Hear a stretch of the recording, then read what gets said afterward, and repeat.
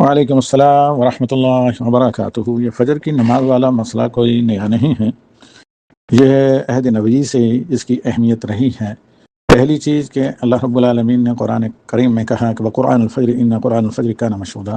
فجر کی نماز کا خاص اہتمام کریں، کیونکہ فجر کی جو نماز جماعت ہوتی ہے نا، اس میں ملائکہ حاضر ہوتے ہیں اور اللہ تعالیٰ کے ہاں رات بھر کی رپورٹ لے کر پیش کرتے ہیں۔ اسی طرح عصر، ان دونوں نمازوں کی اسی اہمیت ہے، کیونکہ ملائکہ سے اللہ تعالیٰ پوچھتا ہے کہ میرے بندوں کو کیسے چھوڑا، کیسے پایا، تو رپورٹ دونوں جو وردیاں، دونوں جو ٹیمیں ہوتی ہیں رات و دن کی ملائکہ کی، وہ جا کر رپورٹ دیتی ہیں کہ اتیناہم وہم یصلون ترکناہم وہم یصلون۔ ان کے پاس جب ہم پہنچے تو وہ حالت نماز میں تھے، ہم نے انہیں حالت نماز میں پایا، جب واپس چھوڑ کر آئے تو حالت نماز میں ان کے ساتھ نماز پڑھ کر، نماز پڑھتے ہوئے چھوڑ کر آئے۔ یعنی فجر کی بھی اور عصر کی بھی، دونوں ٹیموں کی اپنے حاضری کے وقت، ڈیوٹی کے وقت اور پھر شفٹنگ کے وقت اللہ تعالیٰ کی یہ رپورٹ ہوتی ہے، تو ظاہر بات ہے اللہ تعالیٰ کی طرف سے بخشش کا پروانہ ملتا ہے۔ اسی بنا پر نبی صلی اللہ علیہ وسلم نے ان دونوں نمازوں کی بہت اہمیت دی ہے، جیسے کہ من صلی البردین دخل الجنہ، جو ان دو نمازوں کا اہتمام کرے گویا کہ وہ جنت میں داخل ہو گیا، کیونکہ جو ان دو نمازوں کی پابندی کرتا ہے محال ہے کہ دوسری نمازیں اس سے چھوٹ پائیں۔ یہ اکثر دنیا میں ہمیشہ ہی سے، چونکہ نیند اور آرام کے بعد یہ دو نمازیں پڑھنی ہوتی ہیں، تو لہذا نیند سے اٹھنے کو اسی لیے کیا کہا گیا ہے، تہجد یعنی نیند کو کچلنا، اور استبار یعنی جہاں صبر جواب دے دے وہاں بھی تلخ سے تلخ صبر کی کڑوی گھونٹ پی کر آدمی اللہ سے مدد مانگ کر، ہمت کر کے، اور صبر جہاں لاجواب ہو جائے وہاں سے اللہ کی مدد مانگ کر صبر کرے، اور اپنے نفس امارہ کو نفس لوامہ کے ذریعے کچل کر استقامت کی راہ پر آئے۔ اب یہاں پر ایک اہم بات یہ ہے کہ چونکہ فجر کی نماز میں یہ سب قربانیاں دینی پڑتی ہیں، اس کے لیے بڑے مضبوط ایمان، اللہ کی خشیت اور قوت ارادی کی ضرورت ہوتی ہے۔ جب آدمی انما الاعمال بالنیات کے ساتھ تحت نیت صحیح رکھے تو پھر فجر کی نماز چھوٹتی ہی نہیں ہے۔ آدمی کو ایسا محسوس ہوتا ہے کہ جیسے آ کر اس نے کسی کو جگا دیا، اس میں یقیناً شک نہیں کہ اللہ کے ملائکہ آ کر اس طرح کے اللہ تعالیٰ کے مخلص ایماندار بندوں، نیک نیت بندوں کو جگاتے ہیں۔ وہ سو ہی نہیں سکتے، کیونکہ کتنا دیر میں بھی سوئیں، آدھا گھنٹہ کیوں نہیں، پہلے پھر بھی وہ فجر کی نماز پر جاگ جاتے ہیں، اگرچہ اشراق کے وقت یا نماز پڑھنے کے بعد سو جائیں۔ سب سے پہلے تو آپ اپنی ایمانی اصلاح کریں اور اللہ تعالیٰ سے کے ساتھ رشتہ ایمانی نیک نیتی کے ساتھ مضبوط کریں، تو اللہ تعالیٰ اس مشکل کو حل کر دے گا۔ چونکہ اس کی بہت زیادہ اہمیت ہے، یہ بڑا صبر آزما مرحلہ ہے، تو نبی صلی اللہ علیہ وسلم نے انسان کی دنیا اور آخرت کی یعنی نجات اور بالخصوص گھر بار کی سلامتی کو اس کے ساتھ فجر کی نماز کے ساتھ باندھ کر رکھا ہے کہ ہر قسم کے شر سے نماز پڑھنے والا، اس کا اہل ویال سب اللہ تعالیٰ کی امان، اللہ تعالیٰ کی سیکورٹی، اللہ تعالیٰ کی کفالت، اللہ کی ضمانت میں ہوتے ہیں۔ سنیے حدیث، من صلی الفجر فہو فی ذمۃ اللہ فلا یطلبن احد ذمتہ، جس نے فجر کی نماز صحیح وقت پر پڑھ لی، بعض روایات میں آتا ہے جماعت کے ساتھ پڑھ لی، تو وہ اللہ کی امان اور اللہ کی حمایت، اللہ کی حفاظت، اللہ کی ضمان، اللہ کی سیکورٹی اور کفالت میں چلا جاتا ہے۔ تو اللہ کی حمایت میں جو شخص و حفاظت میں، اس کا کوئی بال بیکا نہیں کر سکتا، اس کو کوئی ضرر نہیں پہنچا سکتا۔ یہ سب چیزیں جب آپ کے ذہن میں آئیں گی تو پھر اس کے ساتھ ساتھ، اس ایمان کے ساتھ، آپ اس کی جو تدبیریں ہیں وہ بھی کریں۔ اب یہ نہیں کہ عشاء کے بعد آپ جاگتے رہیں پھر کہیں کہ فجر نہیں ملی،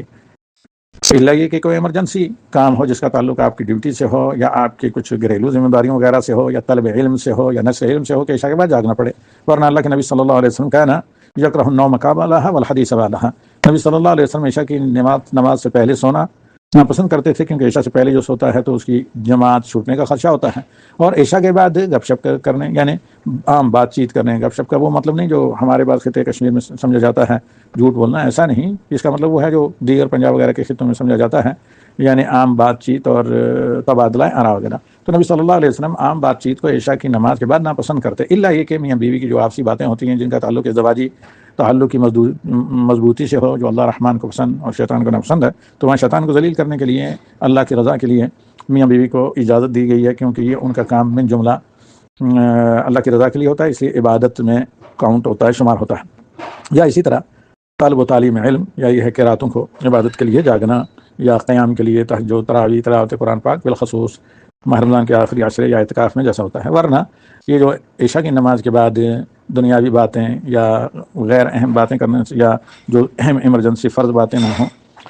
جن کا تعلق انسان کی دینی تربیت سے اور ایمان سے نہ ہوں، اس طرح کی باتیں کرنے سے منع ہی نہیں کیا، نفساً نبی صلی اللہ علیہ وسلم نے اس لیے کیا ہے کہ وقت پر سوئیں تو فجر کی نماز چھوڑ نہ پائیں۔ یقیناً جو لوگ جلدی سوتے ہیں ان کی نیند چونکہ فجر کی نماز سے کافی پہلے مکمل ہو جاتی ہے۔ اللہ نے رات کو اسی نظم ضبط کے ساتھ بنایا، پیدا کیا ہے، تو لہٰذا فجر کی نماز پھر چھوٹتی نہیں۔ اگر یہ تمام چیزیں کرنے کے باوجود بھی آپ کی اس صحابی جیسی مجبوری ہے کہ جو رات بھر اپنے باغ کو، کھجوروں کے باغ کو، یا اپنی زمین زراعت فارم کو یا کھیت کو پانی دیا کرتے تھے، اس کی آبیاری کرتے، سینچائی کرتے، یا یہ ہے کہ ایریگیشن وغیرہ، تو جس کی وجہ سے تھک ہار کر گھر بیٹھتے تو ان کی آنکھ ہی نہیں کھلتی تھی، یعنی سارے چارے کرنے کے بعد ان کی آنکھیں نہیں کھلتی تھی، تو فجر کی نماز کبھی مطلب قضا ہوتی۔ تو صحابہ کے زمانے میں یہ مسئلہ آسان نہیں تھا، اس کو بہت بڑی طامہ کبریٰ، دنیا و مافیا کو تباہ ہونا تو معمولی سمجھتے اپنی دنیا کو، لیکن فجر کی 2 رکعت یا عصر کی نماز کو چھوٹ جانا یہ ایک ناقابل تلافی نقصان صحابیات سمجھتے۔ تو اگر کہ وہ نیو مسلم تھے، ان پڑھ تھے، ذی علم تھے، پڑھنا علم کی نشانی نہیں، نہ ان پڑھ ہونا جہالت کی نشانی ہے، بے شمار ان پڑھ بہت زیادہ علم والے ہوتے ہیں، بہت سے پڑھے لکھے بالکل نرے جاہل ہوتے ہیں۔ تو صحابہ اگرچہ امی تھے نبی صلی اللہ علیہ وسلم کی طرح، اور ان پڑھنا لکھنا کم کو آتا تھا، لیکن ان کے پاس بہت سے فضلاء اور موجودہ دور کے علماء سے زیادہ علم و فقہ تھی، اور وہ لا الہ الا اللہ محمد رسول اللہ کے مفہوم و تقاضے اور شروط کو اور مقصدیت غرض و غایت کو سمجھتے تھے، اس لیے ان کے یہاں نماز بڑی اہمیت رکھتی تھی۔ تو ایک صحابی بار بار بیوی کے جگانے پر جب صحیح نماز کے وقت کو نہ پاتے تو نبی صلی اللہ علیہ وسلم کے پاس یہ خاتون جا کر شکایت کرتی ہیں، تو نبی صلی اللہ علیہ وسلم کہتے ہیں، بلاتے ہیں ان صحابی کو، یا رسول اللہ وقت پر فجر کی نماز نہیں پڑھ سکتے؟ انہوں نے کہا یا رسول اللہ رات بھر میں ذمہ داری اور کھیت میں اتنا وہ نان شبینہ کے لیے، بال بچے کی کسب حلال رزق حلال کے لیے محنت مشقت کرتا رہتا ہوں کہ آ کر ایسے پڑھ جاتا ہوں کہ پتہ ہی نہیں کب سویا اور کب فجر کی نماز رخصت ہو گئی، یا یہ ہے کہ کب اذان ہوئی، لیکن میں فوراً ہی جا کر پڑھتا ہوں۔ اس پر نبی صلی اللہ علیہ وسلم نے تمام حالات کا جائزہ لے کر، یہ نہیں کہ ان کو کہا کہ ہاں کوئی حرج نہیں، آپ لیٹ میں فجر پڑھ سکتے ہیں، لیکن جب رحمت للعالمین اور جن کو اللہ تعالیٰ نے علم و حکمت عطا کیا، اور اللہ تعالیٰ نے اس کا احسان بھی کیا ہے، وَيُعَلِّمُكَ الْكِتَابَ وَالْحِكْمَةَ کہ وَيُعَلِّمُهُ الْكِتَابَ وَالْحِكْمَةَ کہ اللہ تعالیٰ نے قرآن نازل کیا نبی صلی اللہ علیہ وسلم پر، اس کلام کی تفسیر یعنی علم نبوت۔ تو اس کتاب اللہ کے علم اور نبیانہ پیغمبرانہ حکمت کی روشنی میں نبی صلی اللہ علیہ وسلم نے جب جائزہ لیا کہ بندہ بہت مخلص ہے، ایماندار ہے، نیک نیت ہے، پکا مسلمان ہے، اور نفاق سے کوسوں دور ہے، اور بہت مخلص مومن ہے، محب اللہ و رسول ہے، کلمہ توحید کی دل سے تصدیق، زبان کے اقرار کے ساتھ اس کے تقاضے پر پورا عمل کرنے کے حتی المقدور جد و جہد کرتا ہے، تو پھر نبی صلی اللہ علیہ وسلم نے کہا کہ تمام کوششوں کے باوجود جب نہ ہو سکے تو جب بیدار ہو اس وقت پڑھ لیا کرو۔ اس کا مطلب کوئی یہ نہ سمجھے کہ کھلی چھوٹ دے دی گئی ہے، رات میں دیر تک جاگتے رہیں، پھر فجر کے بعد سوتے رہیں، اور پھر اس حدیث سے سہارا لے کر جب بیدار ہوں اس وقت پڑھ لیں، نہیں، ایسا نہیں ہے ہرگز، بلکہ اس نبوی توجیہ اور ارشاد اور نبوی گائیڈنس، انسٹرکشن اور ہدایات کا مطلب یہ ہے کہ جب پوری کوشش کرنے کے باوجود کبھی ایسا ہو جائے، چھوٹ جائے، تو پھر یہ نہ سمجھیں تو اب تو نماز چھوٹ گئی ہے اب کیا پڑھیں، مطلب شیطان کے لیے آسان چارہ نہ بنے، بلکہ فوری طور پر جو ہی بیدار ہوں کیا کر کے کہ اس وقت فوری طور پر وضو کریں، پہلی فرصت میں نماز کو قضا کریں، وَأَقِمُوا الصَّلَاةَ لِذِكْرِي کہ جو ہی یاد آئی اسی وقت نماز پڑھیں۔ اللہ کے نبی صلی اللہ علیہ وسلم نے دوسری حدیث میں کہا من نام عن الصلاة ونسي عنها فليصليها إذا ذكرها فلا كفارة لها إلا ذلك، جو کہیں سو گیا اور نماز کا وقت نکل گیا یا بھول کی وجہ سے نماز چلی گئی، جو ہی وہ بیدار ہو، جو ہی یاد ہو نماز پڑھیں، کیونکہ اس نماز کا اس کے علاوہ کوئی کفارہ نہیں، بلا پس و پیش اور بلا اسے پوسٹپون کیے، بلا تاخیر کیے، بلا ملتوی کیے، اور بلا مطلب ٹال مٹول اور تصفیف کے کچھ دیر کے بعد ابھی پڑھتے ہیں پڑھ لیں گے، ایسا کیے بغیر جو ہی بیدار ہوں پڑھیں۔ اور پھر رفع القلم عن الثلاث عن النائم حتى يستيقظ وعن الناس حتى يتذكر وعن المجنون حتى يصحو كما قال صلی اللہ علیہ وسلم۔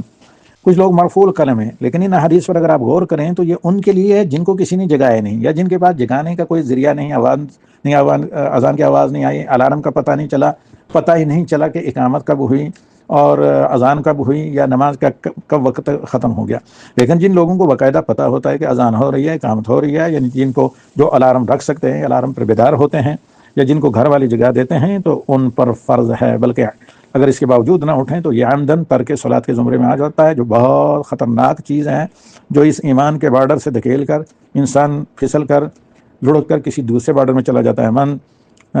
ترک الصلاۃ متعمدا فقد کفر، العہد الذی بیننا وبینہم الصلاۃ فمن ترکھا فقد کفر، جو ریڈ لین ہے، بارڈر لین ہے ہمارے اور مشرکین کفار کے درمیان، وہ نماز ہے، جس نے اسے چھوڑا وہ انہی جیسا ہو گیا، فلیعاذ باللہ۔ تو لہذا اب اس سلسلے میں نصیحت یہ ہے یہ تمام وسائل پہلے تو اللہ کے ساتھ، ایمان کے ساتھ اللہ کی عظمت کو سامنے رکھ کر نماز کے ایمانی قوت کے روز محشر کہ جان گداز بواد اولین پرستش نماز بواد، یہ ایک حدیث کا ترجمہ ہے عربی میں، جس حدیث میں یہ ہے کہ اول ما یحاسب به العبد الصلاۃ، یعنی فمن صلحت صلاح سائر اعماله كما قال صلی اللہ علیہ وسلم، قیامت میں سب سے پہلا حساب حتیٰ کہ قبر میں بھی اور قیامت میں بندے کی نماز کا ہوگا۔ جب نماز ٹھیک اتری تو سارے اعمال درست ہو جائیں گے۔ فرائض کی پابندی کی تو ان میں کوئی کمی رہ گئی تو اللہ تعالیٰ نوافل و تطوعات کو فرائض میں کنورٹ کر کے فرشتے کو حکم دے گا کہ فرائض کا مقام دے کر فرائض کی اس کے ذریعے کیا کی جائے، کمی کو پورا یعنی پیوندکاری کر کے اس بندے کا بیڑا پار کیا جائے پل صراط سے جنت کی طرف۔ تو الغرض اللہ تعالیٰ سے جو دعا یہی ہے کہ رب اجعلنی مقیم الصلاۃ ومن ذریتی ربنا وتقبل دعاء ربنا اغفر لی ولوالدی وللمؤمنین یوم یقوم الحساب۔ معاف کریں گے، لمبی ایک تقریر ہوگی، امید ہے کہ بہت سے لوگوں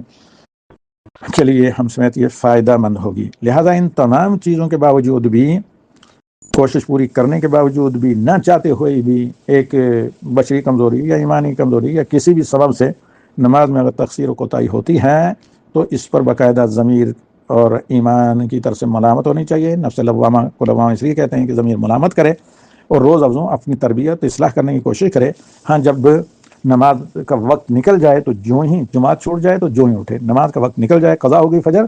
تو بیدار ہوتے ہی پہلی فرصت میں بلا پس و پیش کے ان صحابی کو دی گئی نبوی توجیحات پر عمل کرتے ہوئے ادا کرے اور اللہ تعالیٰ سے معافی مانگے، اور روزانہ نماز میں جب بھی موقع ملے تو یہ دعا کرے رب اجعلنی مقیم الصلاۃ ومن ذریتی ربنا وتقبل دعاء ربنا اغفر لی ولوالدی وللمؤمنین یوم یقوم الحساب ربنا هب لنا من ازواجنا وذریاتنا قرۃ اعین واجعلنا للمتقین اماما۔ اور انس و عائشہ رضی اللہ تعالیٰ عنہما روایت کرتے ہیں کہ کان اکثر دعاء النبی صلی اللہ علیہ وسلم اللہم ربنا آتنا فی الدنیا حسنۃ وفی الآخرۃ حسنۃ وقنا عذاب النار۔ اور باقاعدہ ان دعاؤں کے معنی پر غور کر کے تدبر سے عاجزانہ یہ اللہ سے دعائیں کریں۔ اس میں شک نہیں کہ اللہ کی مدد جب شامل حال ہو تو یہ مشکلات آسان ہو جاتی ہیں، لیکن حوصلہ بلند رکھیں، شیطان کے لیے آسان چارہ نہ بنیں اور اپنے نفس کے خلاف شیطان کی مدد نہ کریں، بلکہ اپنی نفس لوامہ کے ذریعے اپنے نفس کی شیطان کے خلاف مدد کریں